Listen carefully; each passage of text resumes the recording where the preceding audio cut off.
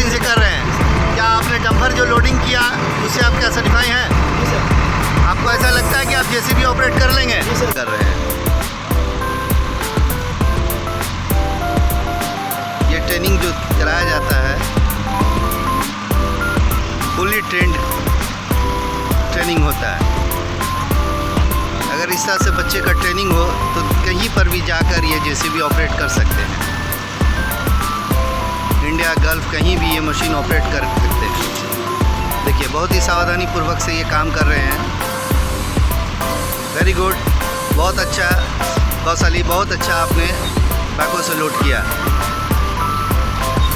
यह हमारी खुद की अपनी मशीन है और इस पे हम लोग 1.5 महीना में इनको इतना ट्रेन कर देते हैं कि कहीं भी जाकर ये मशीन को ऑपरेट कर सकते हैं।